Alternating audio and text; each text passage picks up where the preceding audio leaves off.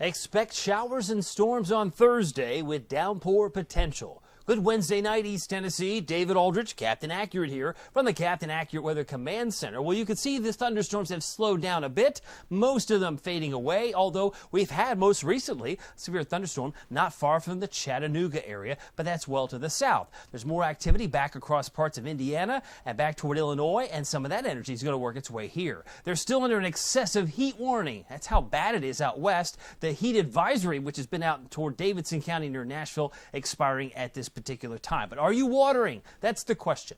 Do you feel the need to water your lawn or garden? If you do, well, give it some time. Tonight and tomorrow, there's more opportunities to get rather doused. Our almanac, we hit 92 degrees. I was doused because I expected 88. I was off 4 degrees. I don't like to be off 4 degrees. I like to be off 0, maybe 1 or 2 degrees. But 4, not my favorite cup of tea. 89, the normal high, 99, the record from 1874. We hit 91 in Oak Ridge. It was 88, though, in Wartburg. To be fair, Jamestown hit 88, but it was 90 in La Follette, 90 in Tellico Plain. So with 92 down on the books for today, that puts us now up to a whopping 13 days for the month so far. And July is far from over. If you average them out, going back to the 1870s, we average about 34 days in a year. 12 of them come in July, and that's according to the National Weather Service in Morristown. Now, we've had 13 days in July, we had 12 in June, and 2 days in May. So that gets us 27.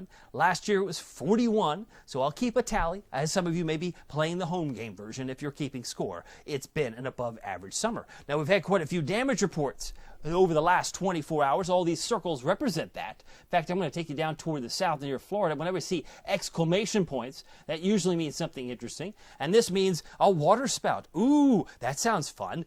It doesn't cause any problems, but it did make some notes off the coast of Florida today. That was around 3:32 this afternoon.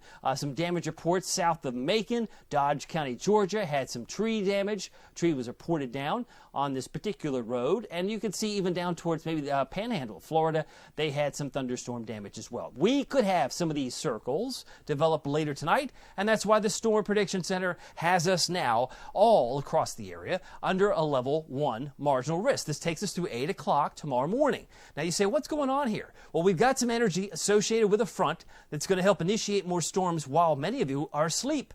So even when you think it was in the forecast, I don't see anything tonight, it looks pretty quiet right now, and it probably will be pretty quiet right now. But the yellow areas, which include all of Ohio, essentially, parts of West Virginia, and certainly Lexington, where I have my greatest interest on weekends, but I watch them all during the week, could be some scattered severe storms. It goes into Bowling Green as well.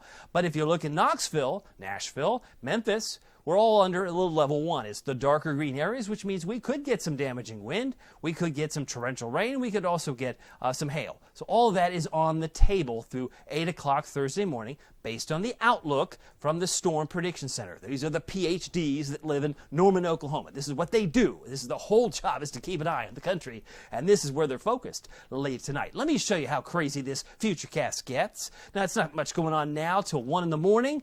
But look to the north. There's 1. There's 2. I see some red there, David. Oh, let me take you to 3. It gets more interesting. There's 3 o'clock. Now we're getting some nasty storms around Middlesboro, Bell County potentially, if this were to verify. Now let me take you to 4 o'clock. We'll go hour by hour. I think that's fair. Some nasty storms in purple, not far from Rogersville, Hawkins County, maybe headed toward the Tri-Cities. Well, I don't live there. Oh, wait a second. Now it's turning red in my town. Well, look at that. Oak Ridge, Kingston, Wartburg, some nasty storms, maybe down towards Sevierville, maybe Pigeon Forge. Ooh, that doesn't look good at 6 o'clock in the morning in Pigeon Forge or Gatlinburg. Newport may have had some nasty storms while you sleep. And that's the key here. The outlook was to take us through 8 o'clock Thursday morning. Now, we're not done at 6. There's another wave. You might say, well, you mean we're not done? Not necessarily. Maryville, maybe Knoxville, maybe Tellico Plains, Crossville, 8 o'clock Thursday morning. By 9 o'clock, it's still pretty nasty in parts of Blount County where some of those storms could be not only downpour potentials, but also produce some hail or damaging wind in some isolated cases. By 10 o'clock, it looks like it's trying to slow down. I think we have the potential to head toward 90. Again, I'm going to go 89, but if we got to 90 in some locations, it wouldn't surprise me. Meanwhile, as we look at 11 o'clock Thursday night, things slow down and it will be hot and drier. hot and dry as we head into Friday, Saturday, and dare I say, even Sunday. So Sunday has some hot potential as well. But in the meantime, hot days are coming as we head back into the mid-90s on Friday afternoon. Now for tonight, heading down to about a low of 72, partly to mostly cloudy, but more storms late. Key there is late. I should have probably put those 4 letters in all caps. Late, like 2 to 5 in the morning, 2 to 4 in the morning. And then tonight, 72 in Oak Ridge, 71 Morristown, Newport, and tomorrow is going to be another interesting day. Yes, showers and storms may start the morning. Clouds and hazy sun may finish the day, but winds will generally be out of the west-southwest 5 to 10. We'll go 89 Knoxville, 90 in Oak Ridge. How's that for splitting the difference? 88 in Maryville, 90 in Kingston. Very hot and steamy, yes indeedy, but it will be even worse heading into the 7-day forecast. Speaking of such, here's the Captain Accurate Weather Authority forecast for Knoxville and East Tennessee. With a wet ground, we may not get past 93 on Friday, but I think it'll be hot and dry. Dry enough. By Saturday and Sunday, we're pushing 97 both days.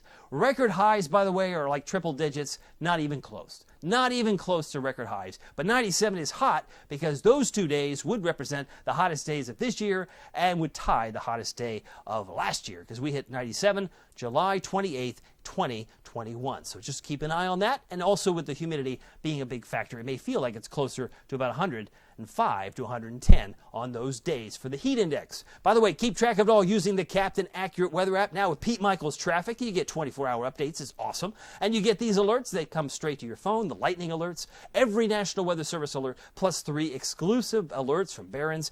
You owe it to yourself to download it. It's free. Also very, very helpful to have during stormy weather like we may have first thing tomorrow morning. You might be alerted if you have it on your phone. My name is David Aldrich. Some people call me Captain Accurate. It's not easy being accurate, so weather doesn't surprise you. We'll see you here next time. Take care.